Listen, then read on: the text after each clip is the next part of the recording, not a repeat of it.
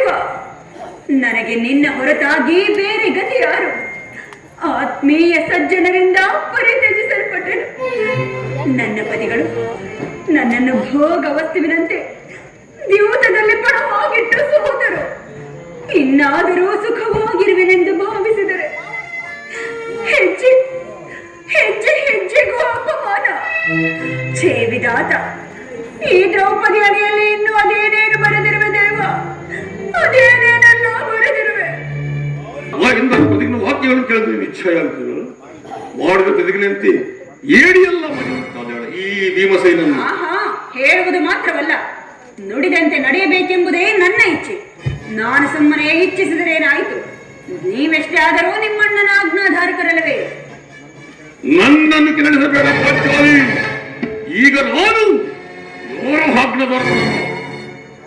ಶಾಂತಿಯನ್ನು ಬಯಸೋದು ಸಂಧಿಯ ಪ್ರಸ್ತಾವದಲ್ಲಿ ನಾನು ಯುದ್ಧವನ್ನು ಆದರಿಂದಲೇ ಮಾಡಿ ಮುಗಿಸುವುದು. ಧರ್ಮ ಪ್ರಾಣ ಯುಧಿಷ್ಠಿರನು ದುರ್ಯೋಧನ ಅನಂತ ಅಪರಾಧಗಳನ್ನು ನಾನು ಮಾತ್ರ ಕ್ಷಮಿಸುವುದಿಲ್ಲ.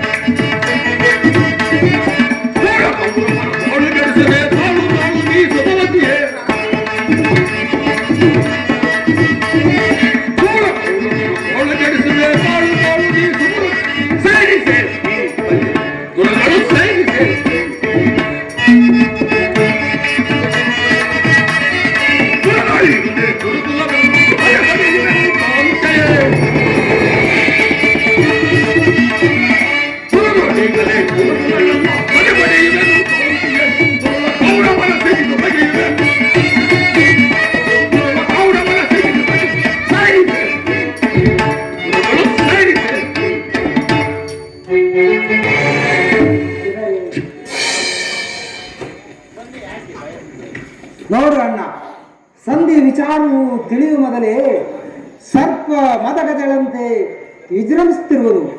ಆತನ ಕೋಪವನ್ನು ಸಮಾಧಾನ ಪಡಿಸಲು ನಿನ್ನ ಹೊರತು ಮತ್ತಾರೂ ಶಕ್ತರಲ್ಲ ಅಗ್ರಜ. ಅರ್ಜುನ, ಈ ಸಾರಿ ಇವನ ಕೋಪಕ್ಕೆ ದ್ರೌಪದಿಯೇ ಮೂಲ ಕಾರಣವೆಂದು ತೋರುತ್ತಿರುವುದು. ಕೌರವರೊಡನೆ ಯುದ್ಧ ಮಾಡುವುದಕ್ಕಿಂತ ಈ ನನ್ನ ಸಹೋದರನ ಪಾಪವನ್ನು ಶಮನ ಮಾಡುವುದು ನನಗೂ ಒಂದೊಂದ್ಸರಿ ಅಸಾಧ್ಯವಾಗುವುದು. ಭೀಮಸೇನ ಸಹೋದರ, ನನ್ನಲ್ಲಿ ಕೋಪವೇ ತಮ್ಮ?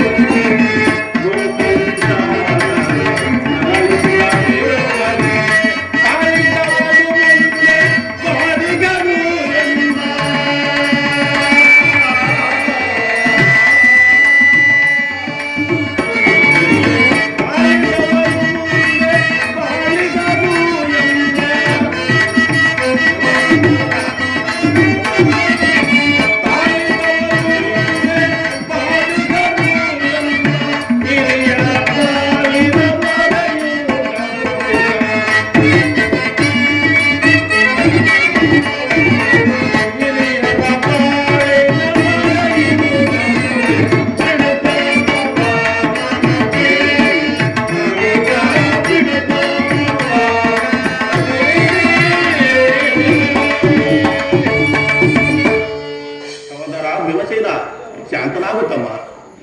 ಅಣ್ಣನೇಕೆ ಸಿಟ್ಟಾಗಿರುವನು? ನನ್ನ ಬಳಿ ತಿಳಿಸಬಾರದೇಕೆ? ಏಕೆ? ಈ ನನ್ನ ಬಿರುಗೋದಲು ನಿಮ್ಮ ಪ್ರಶ್ನೆಗೆ ಉತ್ತರ ಕೊಡಬಲ್ಲದೇನು? ಅಗ್ರಜ, ಸಮಯಕ್ಕೆ ಸರಿಯಾಗಿ ಬಂದಿರಿ.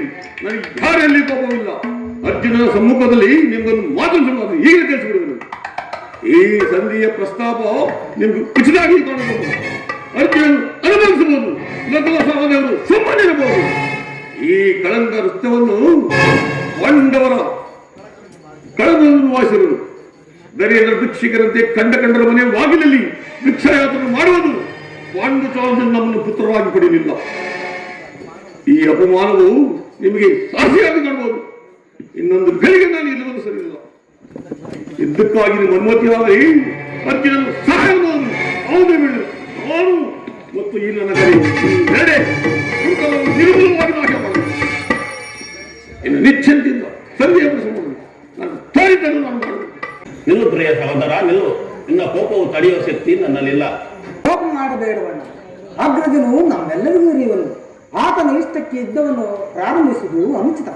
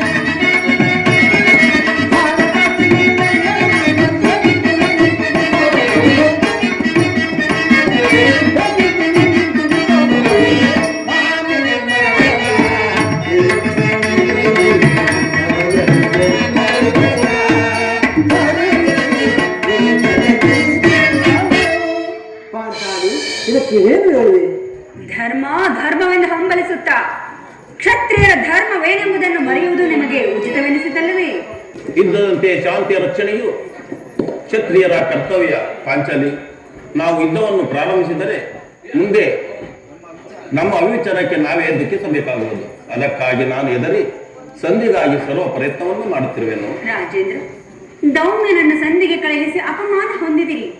ಈಗ ಶ್ರೀಕೃಷ್ಣ ಪರಮಾತ್ಮನನ್ನು ಕಳುಹಿಸಿ ಪುನಃ ಅಪಮಾನಕ್ಕೆ ಗುರಿಪಡಿಸಿದಿರಲ್ಲ ಎಂಬುದೇ ನನ್ನ ಚಿಂತೆ. ಏನಿ ಕೋಲಾಹಲ? ಅರ್ಜುನ, ಅವನಿನ್ನು ಹೋಗುವೆನು.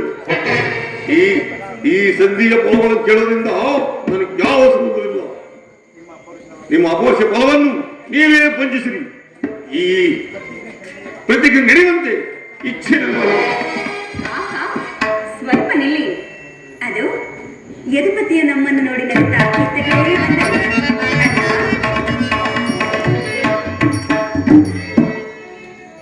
ಅಣ್ಣ, ಪಾಂಡವರ ಸ್ವೀಕರಿಸುವ ವಿಜಯಶಾಲಿಯಾದ ಧರ್ಮನಂದನ. ಪರಮಾತ್ಮ, ಹೋದ ಕಾರ್ಯವು ಏನಾಯಿತು? ಹೋದವರ್ಯಾರು ಅಂದರೆ ಕೃಷ್ಣನಲ್ಲವೇ? ಅಂದರೆ ಎಲ್ಲವೂ ಸಮರ್ಪಕವಾಗಿಯೇ ನಡೆಯಿತು. ಸಂಧಿಯ ವಿಚಾರವೂ ನಡೆಯುತ್ತೆ ಪರಮಾತ್ಮ. ನಾನು ಹೋಗಿದ್ದು ಅದಕ್ಕಾಗಿ ಅಲ್ಲವೇ ಭೀಮಸೇನ? ಧರ್ಮನಂದನ ಪರಮಾತ್ಮ, ವಾಂಚಾಲಿ, ಅವನಿಲ್ಲಿರುವುದು ಸರಿಯಲ್ಲ. ಅವರ ಇಚ್ಛೆಯಲ್ಲಿ ನನಗೆ ಕಾರ್ಯದಲ್ಲಿ ನಾನು ಮಾಡಬೇಕು. ಸ್ವಲ್ಪ ನಿಲ್ಲಿ. ನಮ್ಮ ಅಣ್ಣನ ಮಾತು ಮುಗಿಯಲಿ. ನಿಮ್ಮಣ್ಣನ ಮಾತು ಮುಗಿಯುವುದು ನನ್ನ ಕಾರ್ಯ ಮುಗಿಯುವುದು. ಸಭೆಯಲ್ಲಿ ಏನೇನು ನಡೆಯಿತು? ಸಭೆಯಲ್ಲಿ ಎಲ್ಲವೂ ತಕ್ಕ ರೀತಿಯಲ್ಲೇ ನಾನು ನಿರೀಕ್ಷಿಸಿದಂತೆಯೇ ನಡೆಯಿತು. ನಾನಿಂದ ತೊಡಲಾದ ರುಕ್ಮಣವತಿ, ಈ ನಿನ್ನ ಸಮಸ್ಯೆ ಮಾತುಗಳು ಬೇಡ. ಅಗ್ರಜನ ಅಪೇಕ್ಷೆಯಂತೆ 5 ಗ್ರಾಮಗಳಿಗೆ ಸಂಧಿ ಆಯ್ತು. ನಾನು ಹೋಗಿದ್ದು ಅದಕ್ಕಾಗಿ ಅಲ್ಲವೇ ಭೀಮಸೇನ? ಕೃಷ್ಣ, ಈಗ ತಿಳಿತು ನಿನ್ನ ಅಭಿಮತ. ಅಜ್ಞಾತ ವಾಸದ ನೆಪದಿಂದ ಅರ್ಜುನಿಗೆ ಭಯ ತೊಡಿಸಿದ್ದು ಆಯ್ತು. ನಮ್ಗೆ 5 ಜನಕ್ಕೂ ಸೀರೆ ಉಡಿಸಲು ತಿಳಿಸಿದೀಯ ಯಾದವಾಗ್ನಿ ಏಕೆ ದೇವ ಈ ಪಾಂಡುಪುತ್ರದಲ್ಲಿ ಇಷ್ಟೊಂದು ಕೋಪ ಬೇಕು? ಭೀಮಸೇನ, ನಿನಗಿಷ್ಟೊಂದು ಅಸಹನೆ ಏಕೆ? ನನ್ನ ಮಾತುಗಳನ್ನು ಸಂಪೂರ್ಣವಾಗಿ ಕೇಳು. ಇದು ನಿನಗೆ ಹೆಚ್ಚಿಗೆ ಸಂಬಂಧಪಟ್ಟ ವಿಷಯ ಎಂದು ನಾನು ಹೇಳಿರಲಿಲ್ಲವೇ? ಏನು ಸ್ವಾಭಿಮಾನ್ಯ ಶೂನ್ಯವಾದ ಚಂದೋಡವೇ, ಈ ಭೀಮನಿಗೆ ಅದೆಂತ ಸಂಬಂಧ ಇರುವುದು? ಅತ್ಯಂತ ನಿಕಟವಾದ ಸಂಬಂಧವಿರುವುದು. ಕೃಷ್ಣ, ಮುಂದೇನಾಯಿತು? ರಾಜಸಭೆಯಲ್ಲಿ ನಿಮ್ಮ ಸಂದೇಶವನ್ನು ತಿಳಿಸಿದೆನು. ಅವರೆಲ್ಲರೂ ಒಪ್ಪಿದರು. ಭೀಷ್ಮ, ದ್ರೋಣ, ಧೃತರಾಷ್ಟ್ರ ಮೊದಲಾದವರು. ದುರ್ಯೋಧನ ಆತನೂ ಸಹ. ಯಾಜ್ಞೇಶ್ವರಿ, ನೀನು ನಿರಾಶರಾಗಬೇಡ. ಈ ಭೀಮನ ಬದುಕಿದ್ದರೆ ನಿನ್ನ ಸೆಡನ್ನು ತಿಳಿಸಬೇಕು. ಭೀಮಸೇನ, ನೀನು ನಿಜವಾಗಿಯೂ ವಿಡಂಬಾಪತಿಯೇ ಸರಿ. ನಿನಗಿಷ್ಟೊಂದು ಕೋಪವಿಲ್ಲದಿದ್ದರೆ ಆ ರಕ್ಕಸೆಯನ್ನಾಳಲು ಹೇಗೆ ಸಾಧ್ಯ? ನಾನು ಹೇಳುವ ಮಾತನ್ನು ಸಂಪೂರ್ಣವಾಗಿ ಕೇಳು. ಆ ದುರ್ಯೋಧನನು ನಿನಗೊಂದು ಪ್ರಿಯವಾದ ಸಂದೇಶವನ್ನು ಕಳುಹಿಸಿರುವುದು. ಕೃಷ್ಣ, ಸುಮ್ಮನೆ ನನ್ನ ತೋಡಬೇಡ. ಈ ಸಂಧಿಯ ಸುದ್ದಿ ನನಗೊಪ್ಪದು. ಒಬ್ಬ ವಿಚಾರ ಹೊಂದಿರುವುದು. ಆ ದುರ್ಯೋಧನನಿಗೆ ಪ್ರಿಯವಾದ ಸಂದೇಶವನ್ನು ಕಳುಹಿಸುವುದು. ದುರ್ಯೋಧನ ಸಂದೇಶ ಆದರೆ ಅದು ಸಂಧಿ ಆಗಲಾರದು. ಏನು ಕೃಷ್ಣ, ಏನು ಸಂದೇಶ? ಅದನ್ನು ಹೇಳುವ ಮೊದಲು ನನ್ನ ಬಳಿಯಲ್ಲಿ ಕೈ ಕಟ್ಟಿಕೊಂಡು ಕುಳಿತುಕೊಂಡರೆ ಇಲ್ಲ, ನಿಂತಿದ್ದಂತೆ ಹೇಳಿಬಿಡು. ಇಲ್ಲವಯ್ಯ, ನೀನು ಕುಳಿತುಕೊಳ್ಳದೆ ಹೊರತು ನಾನು ತಿಳಿಸುವುದಿಲ್ಲ. ಈ ಪರಿಹಾಸ ಏಕೆ ಕೃಷ್ಣ? ಪರಿಹಾಸ್ಯವಲ್ಲ ಭೀಮಸೇನ. ನಿನ್ನನ್ನು ಕಂಡರೆ ನನಗಷ್ಟೊಂದು ಭಯ. ಅದಕ್ಕೋಸ್ಕರವಾಗಿ ನನ್ನ ಪಾರ್ಶ್ವದಲ್ಲಿ ಕುಳಿತುಕೊಂಡರೆ ಮಾತ್ರ ತಿಳಿಸುವೆನು. ಅದು ಆಗಲಿ, ಕುಳಿತುಕೊಳ್ಳಬೇಕು. ಈಗಲಾದರೂ ಏನು ಸಂದೇಶ? ಹಾಗಾದರೆ ನೀನು ಕೋಪ ಮಾಡುವುದಿಲ್ಲವಷ್ಟೇ. ಅದು ಕ್ಷಣಕಾಲ ಮಾತ್ರ. ಹಾಗಾದರೆ ನೀನು ನನ್ನ ಬಂದಿ. ಹಾಗಾದರೆ ಎಲ್ಲಯ್ಯ ಈ ಗದೆಯನ್ನು ಕೊಡುವು. ಬಿಡಯ್ಯ ಭೀಮಸೇನ. ಅರ್ಜುನ, ಈ ಗದೆಯನ್ನು ಕ್ಷಣಕಾಲ ಹಿಡಿದುಕೋ. ಸಹೋದರಿ, ಅಣ್ಣ, ನಾನು ಹೇಳಿದಂತೆ ಮಾಡಬೇಕು ಖಂಡಿಯ. ನಿಮ್ಮ ಮಾತನ್ನು ಎಂದಾದರೂ ಮೇರಿರುವೆನೆ ಅಣ್ಣ. ತೆಗೆದುಕೋ ಈ ಹಗ್ಗವನ್ನು. ಈ ಹಗ್ಗದಿಂದ ಭೀಮಸೇನನ ಕರಗಳನ್ನು ಬಂಧಿಸು. ಇದೇನು ಪರಿಹಾಸವೇ ಅಣ್ಣ? ಇದು ಪರಿಹಾಸ್ಯವಲ್ಲ ಸಹೋದರಿ. ಶತ್ರುಗಳ ಹೆಡೆಗುರಿಯನ್ನು ಬಿಡಿಸುವುದರಲ್ಲಿ ನೀನು ಮಹಾ ನಿಪುಣೆಯಂತೆ. ಅದರಂತೆಯೇ ನಿನ್ನ ಪತಿಯ ಕರಗಳನ್ನು ಬಂಧಿಸಲು ಬರುವುದೋ ಇಲ್ಲವೋ ನೋಡೋಣ. ಬಂಧಿಸು ಭೀಮಸೇನ. ಆ ಸಂದೇಶವನ್ನು ಕೇಳುವ ಇಚ್ಛೆ ನಿನಗಿದ್ದರೆ ವಾಂಚಾಲಿ, ಸ್ವಾಮಿ, ಈ ನಿಮ್ಮ ಮನೆಯನ್ನು ಹೇಳಿದಂತೆ ನನ್ನ ಕೈಗಳನ್ನು ಬಂಧಿಸು. ಹಾಗೆ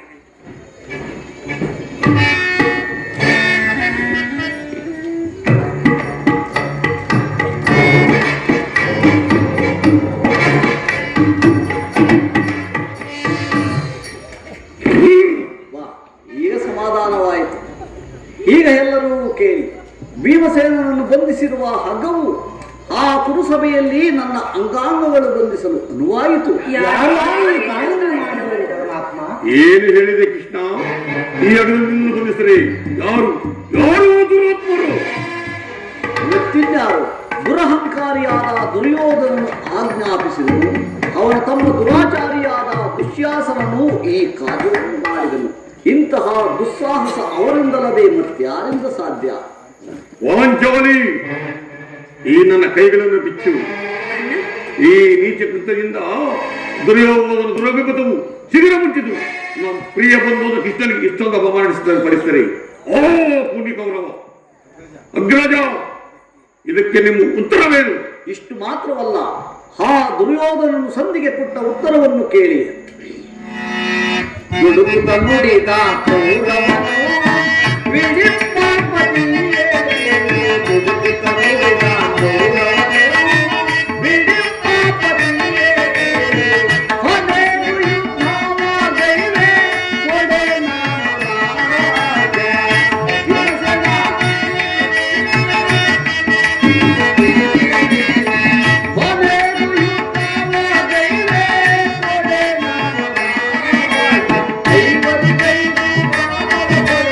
ಭೀಮನಿಗೂ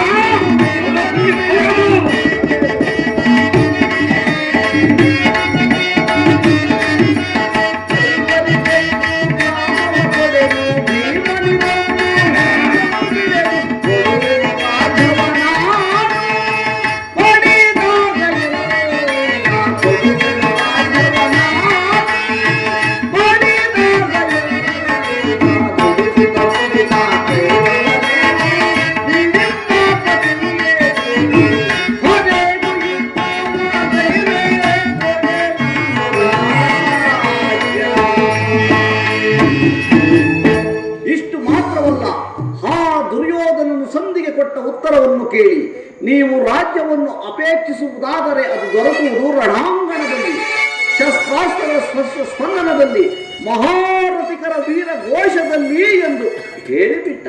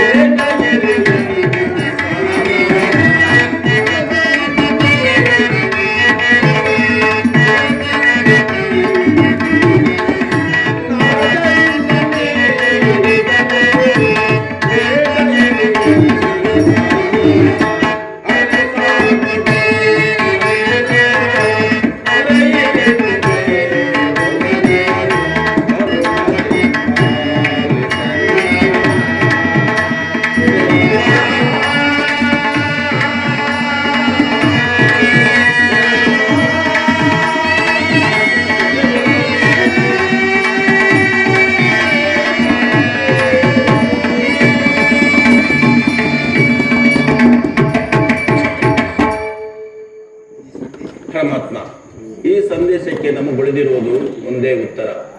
ನನ್ನ ಪ್ರಯತ್ನಗಳೆಲ್ಲವನ್ನು ವಿಫಲವಾಗಿ ಮುಂದೆ ಬಂದು ನಿಂತಿರುವುದು ಯುದ್ಧ. ಪರಮಾತ್ಮ, ನೀನೇ ಎಲ್ಲ ತಿಳಿದಿರುವೆ ಕೃಷ್ಣ. ನಾನೆಂದು ಯುದ್ಧವನ್ನು ಅಪೇಕ್ಷೆ ಪಟ್ಟವನಲ್ಲವೆಂದು ಈ ಸಂಧಿಗಾಗಿ ಸರ್ವ ಪ್ರಯತ್ನ ಮಾಡುವೆನೆಂದು. ಓಂಚಾಲಿ, ನನ್ನ ಕೈಗಳನ್ನು ಬಿಚ್ಚು. ಅಗ್ರಜ, ಏನಾದರೂ ಬಿಚ್ಚು. ಧನಂಜಯ, ನೀನಾದರೂ ಬಿಚ್ಚು. ಕೃಷ್ಣ, ನೀನು ಬಿಚ್ಚುವುದೆಲ್ಲ ಬಿಡು. ಬೇಡ ಬೇಡ, ಅವನೇ ಬಿಚ್ಚಿಕೊಳ್ಳುವುದು.